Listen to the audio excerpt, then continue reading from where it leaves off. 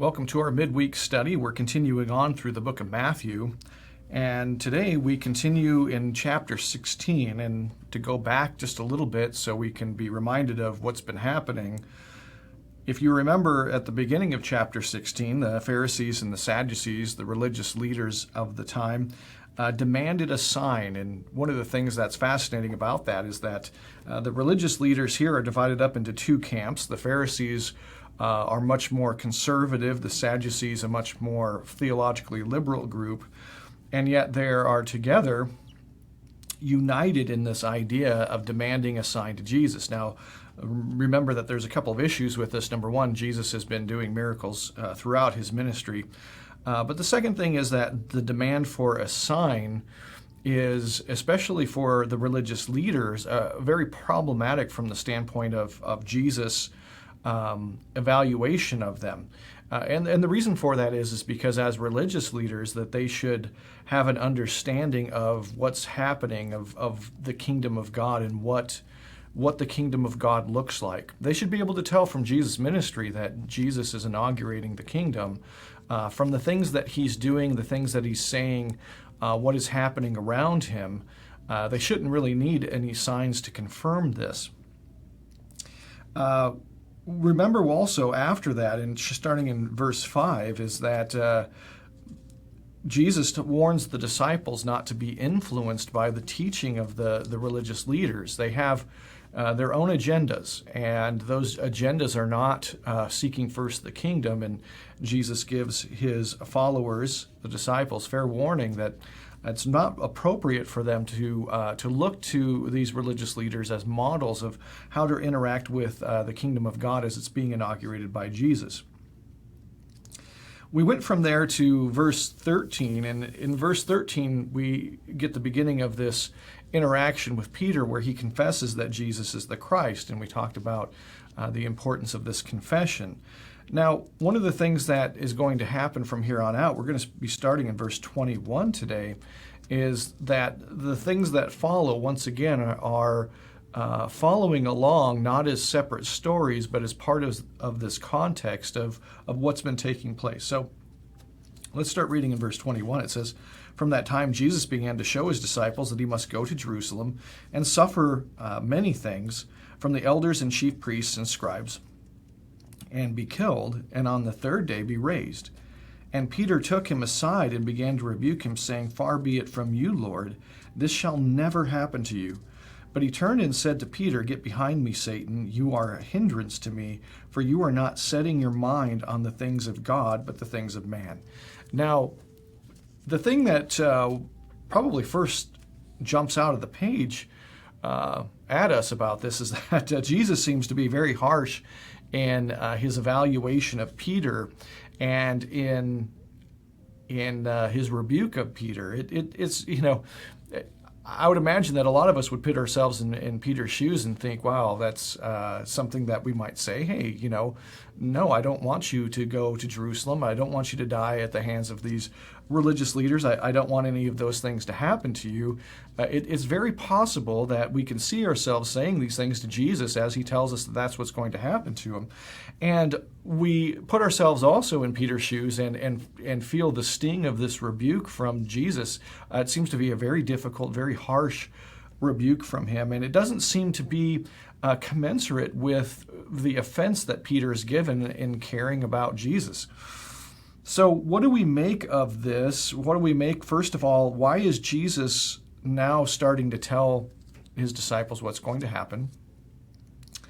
Why is the rebuke to Peter so harsh, and how does Peter kind of get this wrong? Well, in order to understand this, remember we have to go back to this larger conflict with Jesus and the religious leaders. Remember that the problem is for Jesus in his conflict with them that they have a specific agenda, and that agenda has to do with keeping a lot of man-made rules and setting themselves apart from the rest of the riffraff, as they would probably consider it, of Israel, in the way that they keep those laws. Now, that's a strange thing for us, but it really isn't a strange thing. Whether it's, who's a real American? What's a true American? One of the things that's interesting is whenever there's a war going on, there's a fight between those who say that the real patriots are the ones that stand against the war, and those who say that the real patriots are the ones who stand for the war.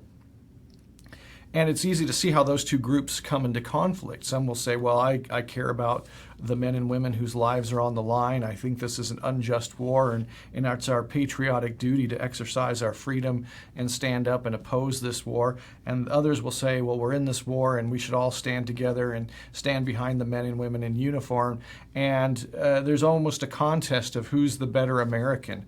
This idea of trying to validate yourself and prove yourself by keeping a set of behaviors is very much a part of human nature. We see it now with people who are for or against all kinds of things in the modern culture, and you can very much run afoul of people who are considering themselves righteous. In our own culture, we have the righteous people who oppose modern interpretations of morality, and we have people who consider themselves righteous for championing modern interpretations of morality. And both of them will see their adherence to those things as the fundamental issue of whether or not they're a good person, and will judge those who aren't in line with them on those issues as a bad person. This is something that's really a big part of human nature. And the problem is that Jesus is actually, in his confrontation with the religious leaders, trying to show them that it's not adherence to the rules that's the issue.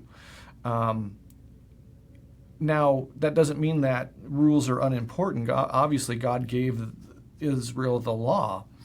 The point is, it's their interpretation of those rules and their application of those rules. Remember that the big issue with Jesus and the religious leaders was that he was healing on the Sabbath, and they didn't like that because that was considered doing work. And his point is not that it's okay to do work on the Sabbath. His point is, what do we consider work on the Sabbath, and how do we apply that? Do we apply that at the expense of bringing wholeness to a person, or do we understand that that was not what God was getting at when he said, "Don't do work on the Sabbath"? And so, understanding that nature of that conflict, it's important to understand that when Jesus is actually foretelling his death, he's actually drawing a comparison between his kingdom and the kingdom of man. And the point of comparison here is that Jesus, his love for men, his love for his people, his love for his children, his love for those that God has brought into a covenant with him is so great that he's not drawing a comparison between his righteousness and their sinfulness like the religious leaders do. He's, in order to aggrandize himself, he's actually humbling himself to take on their sin and die for them sin as a demonstration of his love for them. That becomes a very important thing to grasp here, is that this is the sign. Remember that the Pharisees asked for a sign, and Jesus said, "No sign but the sign of Jonah." Really, Jesus' death and his resurrection, his death for the sins of his people, and his resurrection from that, is the sign. This is so. In understanding Jesus saying this is the sign, it's not just, hey, here's a magic trick that shows that I'm really from God.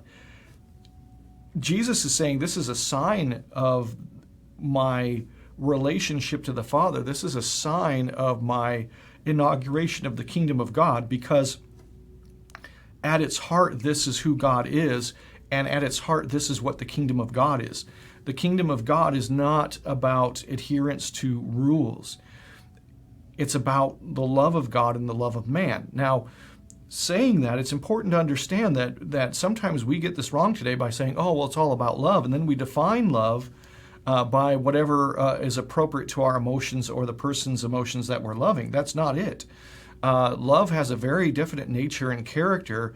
That nature and character is revealed to us through the law. But in our interpretation of that law, it's important to understand that that law comes from love from God, that love that's so great and so deep that Jesus will die for the sins of his people. Understanding that, it's helpful for us to know that when we look at like verse 22 and following, where it says, Peter took him aside and began to rebuke him, saying, far be it from you, Lord, this shall never happen to you. Now, remember, Peter's just said that Jesus is the Christ, and that makes us surprising that Peter would rebuke him.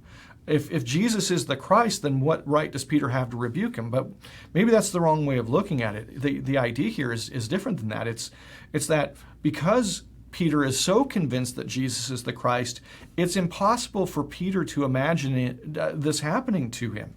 The Christ can't die. The Christ is to reign. The Christ is to be the next King David and to reign over a glorious kingdom of God that's going to happen here as Israel returns to rightful worship of God, returns under a new king to throw off the yoke of Roman oppression, to worship God correctly and to be a light to the other nations. He can't do that if he's dead. And so Peter, we have to see that the strength of Peter's rebuke comes from the amount of conviction he has that Jesus is the Christ. The problem is that Peter doesn't understand the nature of the kingdom of God, and he doesn't understand how important it is for Jesus to die as the culmination of, or the gateway, we could say, of entering the kingdom of God. It's really important that we understand that Jesus here there's a defining moment, and Jesus is saying that defining moment is going to be my death on behalf of the people, because that separates the nature of the kingdom of God from the kingdom of man. Many kings will kill to establish their kingdom. This king will die to establish his kingdom. That's a very big change. And so when Jesus responds with this rebuke, get behind me, Satan, this is an important rebuke, and it's important that we see it in light of what's happening here. You see, what Peter has in mind, even though in Peter's mind it's a good thing, Jesus is going to be a king, he's going to be another David, he's going to do all these things, inaugurate this great kingdom. What Peter has in mind is the very best that the kingdom of man can offer, when what Jesus has in mind is the kingdom of God. Peter is saying, hey, we're living right now in a pretty poor example of the kingdom of man. Let's make a kingdom of man that's better. Now, obviously, Peter wouldn't explain it that way. Peter would say he's after the kingdom of God, but because Peter doesn't understand what that means, what he really has in mind is just an elevation of the kingdom of man, and that's something that ultimately is of Satan. It's not what is needed in the kingdom. It's not what's needed in Israel. It's not what's needed in the world. What's needed is the inauguration of a brand new kingdom that's built on entirely different foundations, that operates in an entirely different way, that operates in spirit and love instead of by law, and that's what's happening here. So from that standpoint, that's why the great rebuke is actually Peter has in mind something that's much closer to the religious leader than Peter really understands. And because of that, he says this, for